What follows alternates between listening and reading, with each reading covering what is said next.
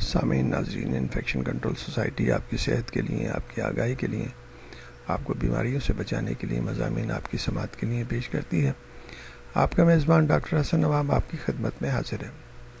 Typhoid کے بارے میں مختلف مضامین آپ کی سماعت کے لیے پیش کیے جا رہے ہیں، جس کے ذریعے آپ اپنے آپ کو، اپنی فیملی کو ٹائیفائڈ سے بچا سکتے ہیں۔ ٹائیفائڈ سے بچاؤ کے کئی طریقے ہیں۔ مثلا ایک تو صفائی ستھرائی کا خاص خیال رکھیں، ابال کر صاف پانی پئیں یا پھر کسی اور طریقے سے پانی صاف کریں۔ برتن اور باورچی خانے صاف رکھیں، کھانا ڈھک کر رکھیں۔ اس کے علاوہ بچوں کو خاص ہدایت کریں کہ وہ اسکول کے باہر ٹھیلوں اور ریڑھی والوں پر فروخت ہونے والی اشیاء بالکل نہ خریدیں،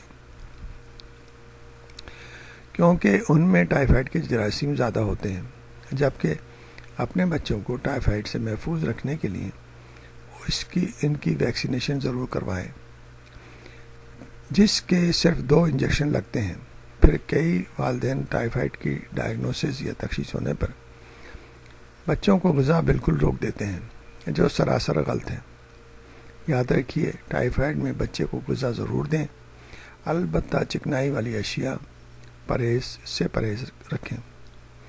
اس کے علاوہ مرچ مسالے والی چیزیں بھی نہ دیں، لیکن جو چیز بھی بچہ شوق سے مانگے وہ ضرور دیں۔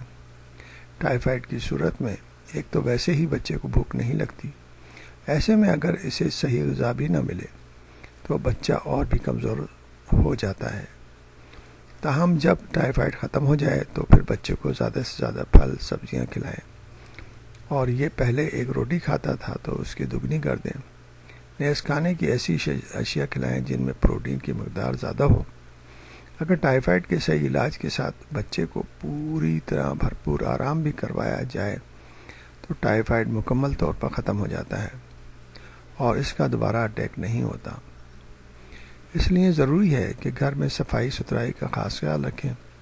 پانی کا انتہائی خیال کرنا ضروری ہے، کیونکہ اگر بعض دفعہ یہ ہے کہ بوٹل واٹر کا خاص طور پر آج کل فیشن ہے، اور بوٹل واٹر بھی جو ہے اگر چیک کیے گئے ہیں تو اس میں بھی 95% یا بہت زیادہ تعداد میں بوٹل واٹر جو ہیں صحیح نہیں نکلے، کیونکہ اس میں زیادہ تر جعلی طریقے سے پانی بھر دیا جاتا ہے، اور اس میں بھی یعنی کہ وہ صحیح یعنی کہ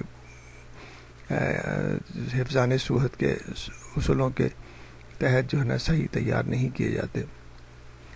اس لیے ضروری ہے کہ پانی، کھانے پینے کی اشیاء کا خاص خیال رکھیں، خاص طور پر باہر کی چیزیں استعمال نہ کریں تاکہ آپ بیماریوں سے بچے رہیں۔